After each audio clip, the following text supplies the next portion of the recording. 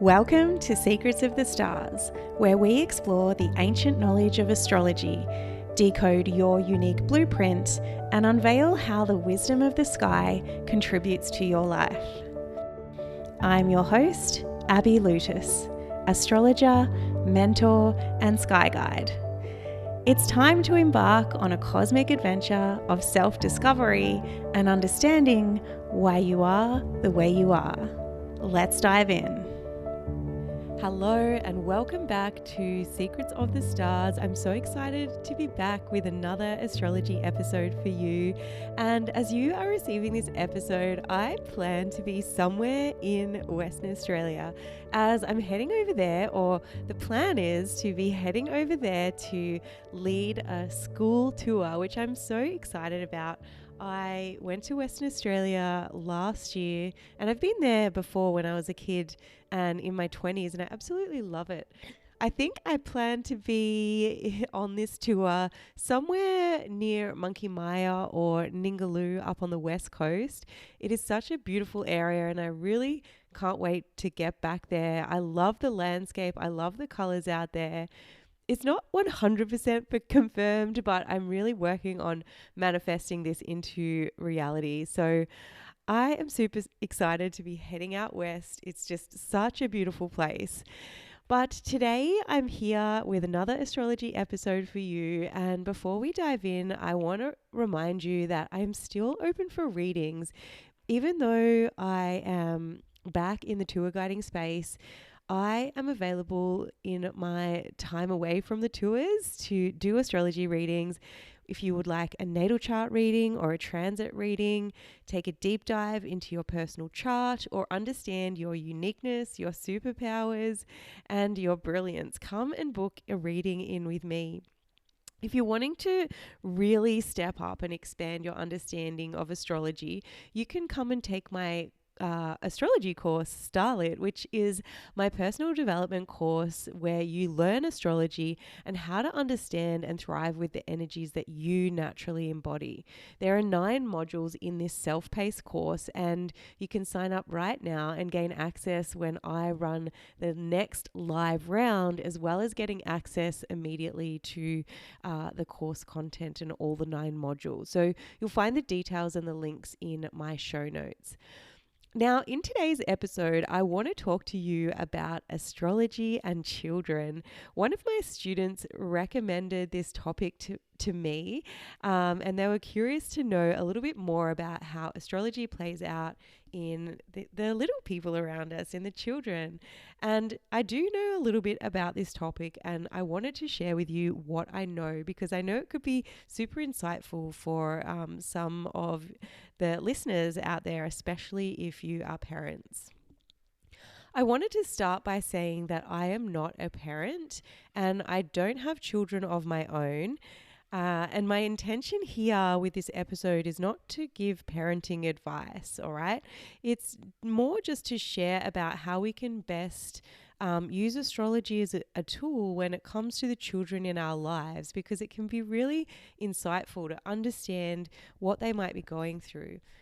I do have 2 nieces and 2 nephews, and I absolutely love spending time with them when I am back in Victoria. And I really love seeing and watching them play out and understanding them through the lens of their astrology. So I want to start this episode with a focus on ourselves and where we can look in our own charts when it comes to children. So when it comes to us as individuals, and we can look to our 5th house to understand our relationship to children and what they might have, the impact that they might play in our lives. So I want to say right away, if you have your chart and you're looking at it and you know the 5th house, if you don't have any planets or points in this part of your chart, this does not mean that you won't have children. Astrology is not that simple, and there is so much more to look at when it comes to dissecting a chart. So I just want to say that right off the bat, because sometimes when I'm reading charts and people are learning to understand them, if there's nothing in an area of their chart, people think that that area of their life is not going to be activated, but it's absolutely not true. And I actually heard recently, in fact, that if we don't have any placements in a certain house in a chart, it's almost meaning that there's nothing that we need to worry about, or there's nothing that's being activated in that area of our life. All the karma has been cleared up, so to speak, and perhaps it's, more of a smooth sailing, or a place of our life which will be more easy for us, so to speak. So, that is a wonderful way to look at these houses or parts of our chart that don't have any planets or points. So, if we're looking at the fifth house, it can tell us how we might relate to children, and how we might approach interacting with them. So just as an example, if you can find the sign on your fifth house and start to understand the qualities of that sign. As an example, I have Taurus ruling my fifth house. So this might suggest that my approach is more slow and deliberate and maybe more grounded. I might be more stubborn when it comes to, interacting with children. I might be more set in my ways, or I have like more of a fixed approach as opposed to being super flexible. And it may also show you what impact children will have on you, or what they will reflect back to you. And bringing my example back in, I really see that Taurus is about grounding and connecting in with our environment, and really bringing presence and connecting to the world around us. And I really see that that's what, when I'm interacting with children, it's one of the biggest things is that they really bring me into the present moment. Now, if you had Gemini ruling this fifth house, for example, this might mean that, you're very open to be communicating, to sharing ideas, and to talking with children, and that's how it might show up. With Taurus on my fifth house, this could also, and probably does, I definitely think it does, show that when I am around children, they help me to slow down. So it's really cool to understand ourselves and how we relate to children in this way. I can also look to the planet that rules this house, especially if there's nothing in this house, as I was talking about before. So in my case, Venus is the ruler of Taurus, and in my chart, Venus is in Cancer in the 7th house. And this suggests that I might enjoy like one-on-one time with children, and even bring a more mothering type energy to the children that I spend time with, because that is the energy of Cancer. I also have Chiron in my 5th house, which is the wounded healer. And I don't really work too much with Chiron, but it does come to my awareness every now and then. But, in looking and understanding my chart, this could show that I might have a childhood wound, right? And I definitely see that as true, okay?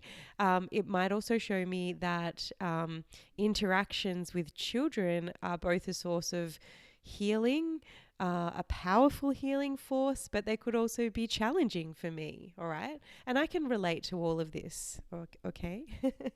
So anytime we have transits to the 5th house, so for me that means anytime there's planets moving through Taurus, then they might be significant times when children have impact or activate our lives.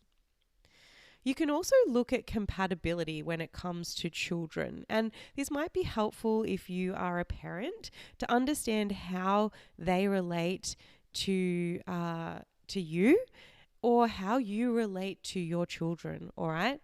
But I do want to caution this by saying that compatibility is so much more complex than just looking at our star signs or at one individual piece of the chart. You really need to compare the entire chart to get a clear understanding of what compatibility looks like. It's not as simple as saying, I'm a Leo and they're a Cancer, and so this is how we get along. It can give you a little bit of insight, but it doesn't give you the full picture by no means. All right.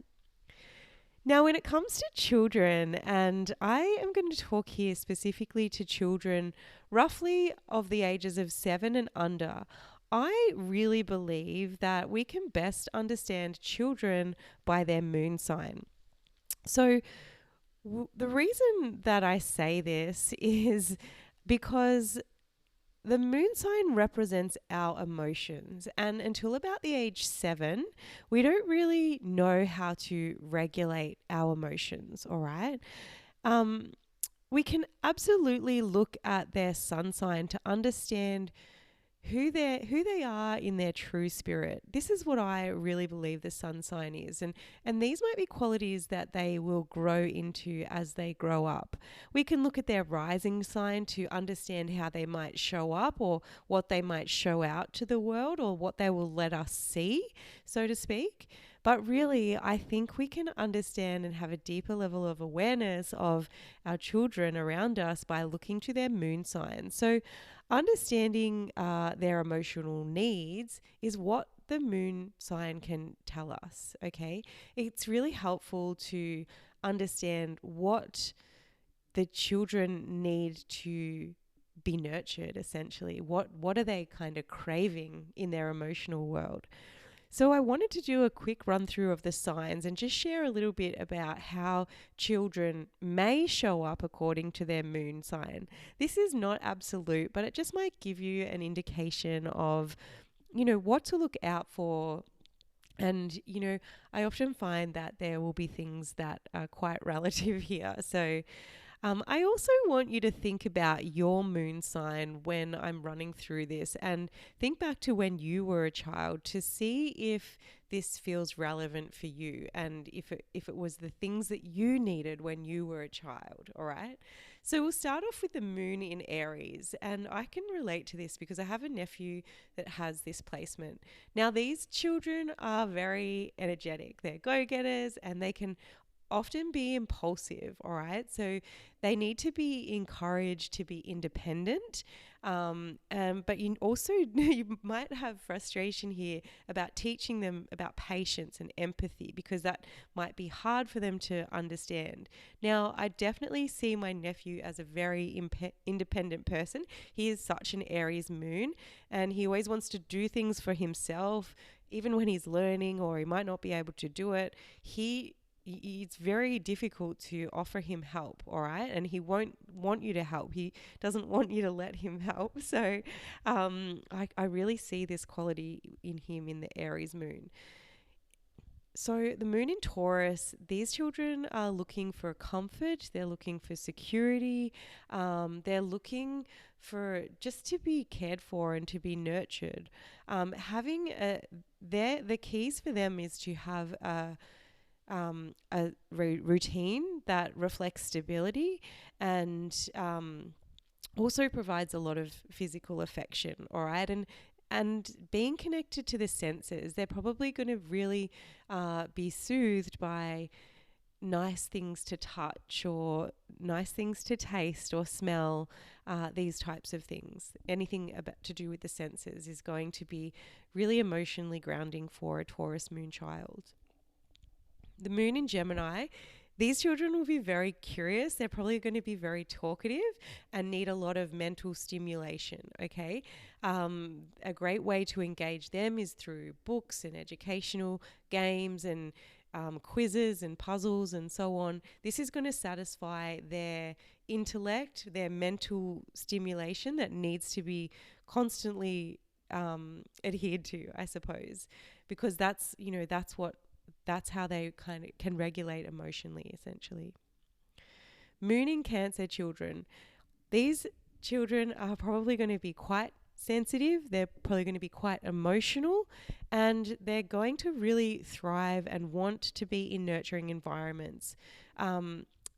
Something we can offer them is comfort and security, and the ability to listen and provide emotional support to their needs. Now, one of my nieces has this placement, and she is the most loving, caring soul, and she is always like the first one to give me a hug goodbye, or come up and ask how I am. And she's just very caring and very nurturing.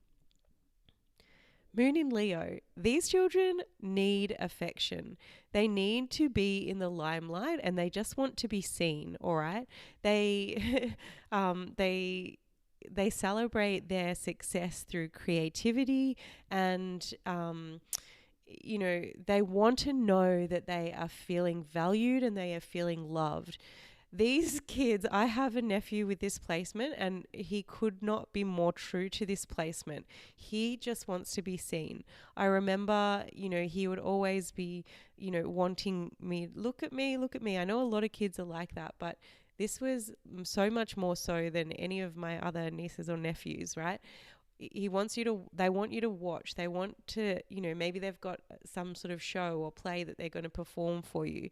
This is very, very true for the Leo moon children. Moon in Virgo. Now, these children will enjoy structure and they might also be susceptible to worrying, all right? So you need to help them to relax with routines potentially and how they can manage their emotions, or show them the need that, they don't need to be perfect, okay? Positive reinforcement is going to be really good for Virgo children. Moon in Libra, they're going to be looking for fairness, they're going to be looking for harmony, they're going to be looking for balance. So encouraging social activities to teach them about these things, about sharing and fairness and kindness. And being in relationship is going to be important for these children. Moon in Scorpio. These guys are going to be emotionally intense, but also insightful. They want to express feelings. And so, be open to having deep conversations with them and also respect their privacy. Now, one of my nieces has this placement and she, I found, was very connected to mum, maybe not wanting to give so much away, a little bit secretive. This is absolutely true. And a little bit mysterious and curious in a way. And she's very inquisitive. So that's a beautiful quality of the Scorpio moon child. Moon in Sagittarius children are likely to be adventurous. They might be very curious as well, like very philosophical, crave experiences, want to go out and explore and see the world and go on adventures. So they're probably also going to ask you a lot of why this or why that. They're just very curious in nature. Moon in Capricorn children. Now, these children may feel like they're quite mature for their age and maybe, even act out adult in some way, because Moon in Capricorn is very much, if I see this placement in a chart, I always ask the person if they grew up very quickly, all right? This is definitely a quality of Moon in Capricorn children. They're going to be very ambitious, and so, having something for them to accomplish is going to be incredible. And they might often need to be reminded to enjoy themselves because they have this kind of mature approach to life. Now, Moon in Aquarius, these guys are going to be unconventional. Oh, I can't even talk today. These guys are going to be unconventional, and they may even be a little bit detached, so a little bit quirky. They're going to really value their independence too, like the Aries moon children. They probably have no issues being alone or playing by themselves. They're going to need support to, express their individuality and about connecting emotionally. Now, this is my placement, and I really feel that I was quite emotionally detached as a child.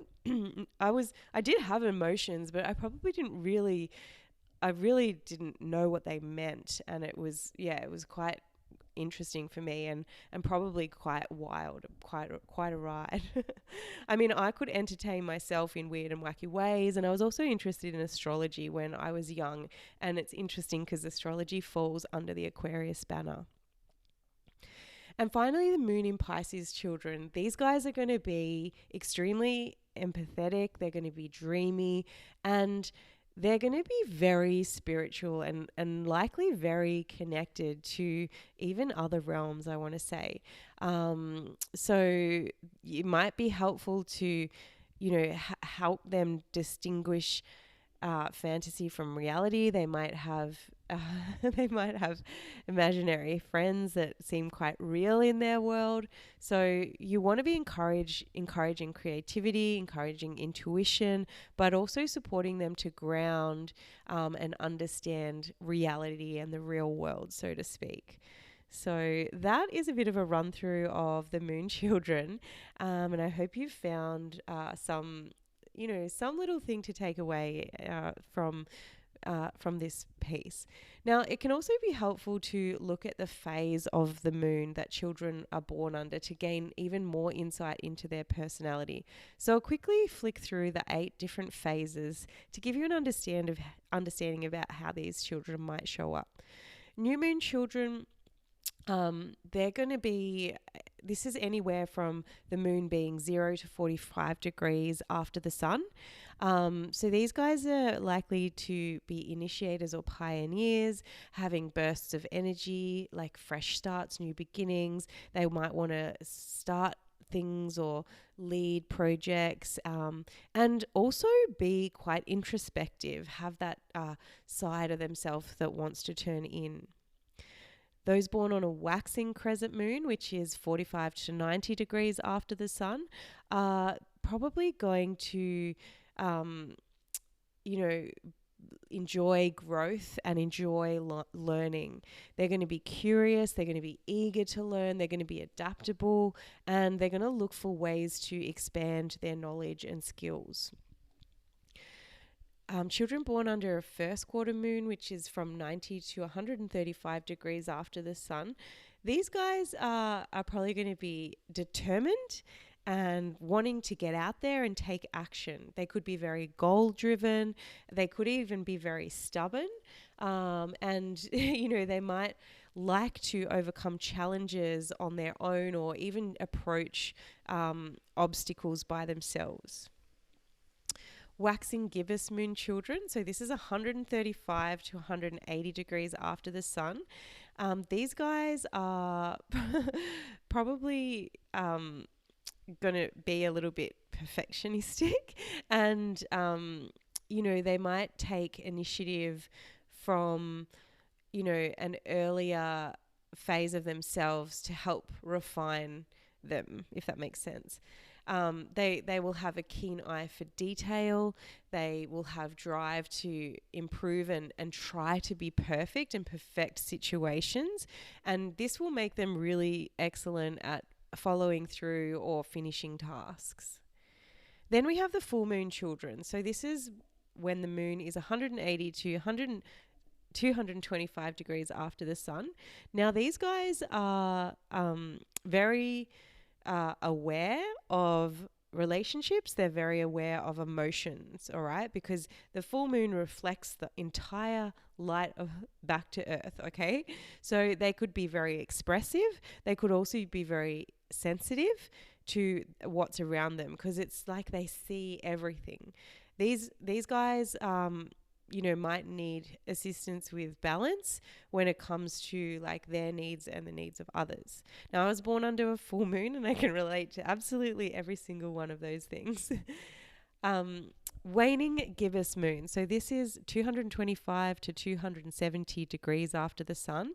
So these children might be more inclined to turn inward, to self-evaluate, and they might be deep thinkers. How can they improve their things for themselves? What lessons can they learn from their experiences? And they might go within to do that. Last quarter moon children, where the sun is 270 to 315 degrees from the sun. These guys might be often reevaluating systems and things that they are learning, maybe refining to try and get things right and do things the right way. They might rebel, or they might be unconventional. They might want to question old ways of doing things, and even find new approaches and new ways. And children born under the waning crescent phase, which is 315 to 360 degrees before the sun, after the sun, this is often the most introspective children. So those born during this phase are likely to be the contemplative children.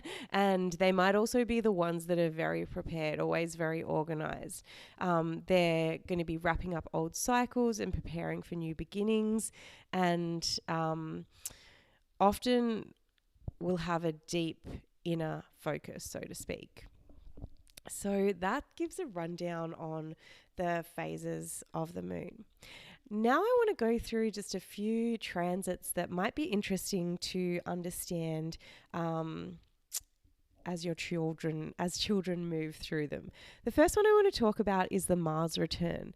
This happens at around the age 2, and this really relates to, we hear the term terrible twos, okay? Mars is that planet of anger and aggression, all right? So whilst they can be very, finding their emotions, this is the time that they start to come out and they express them, and they start to use their emotions when it comes to people out in the world. And so this is why we see this this terrible two phase, or the tantrums happening, because now they're understanding a little bit that they have these emotions and how they work in the world and what they can use them for.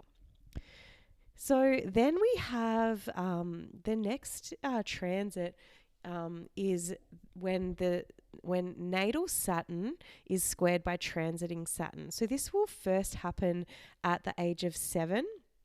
And this can be really challenging. It can represent a time testing their growth.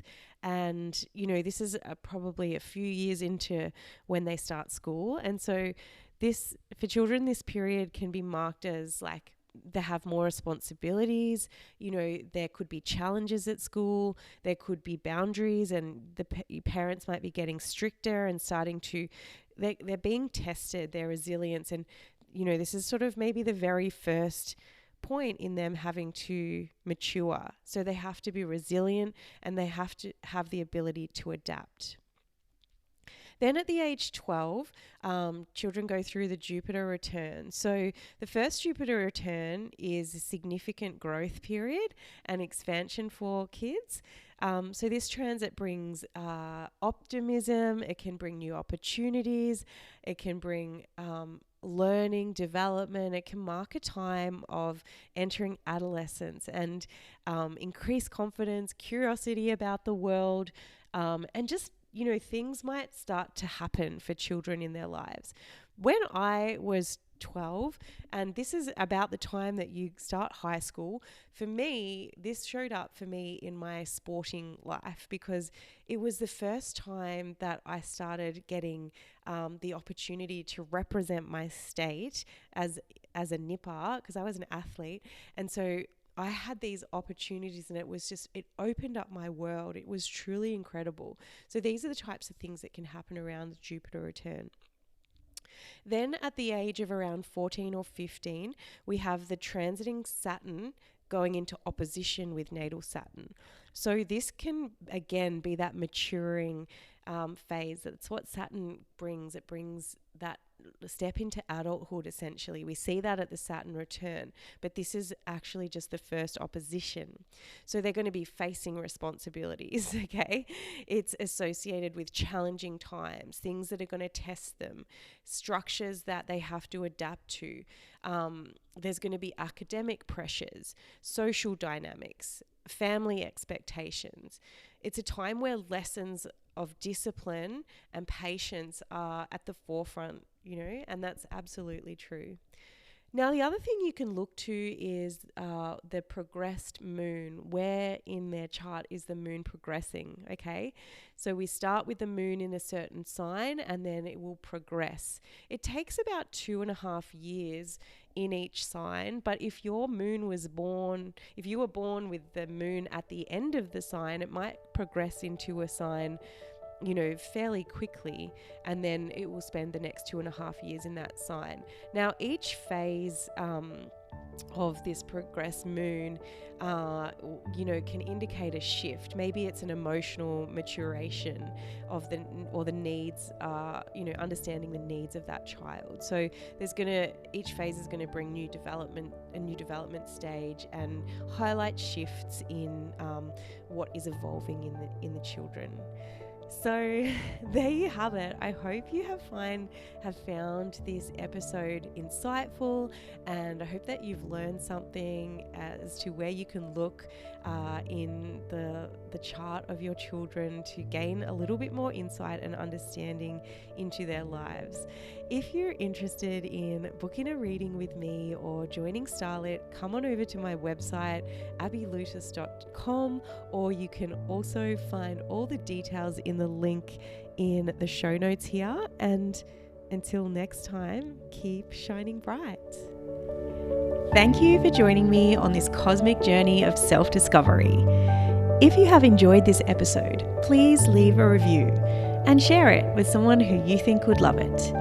Keep exploring the secrets of the stars, and remember, the universe has woven a unique story just for you. Until next time, keep shining bright.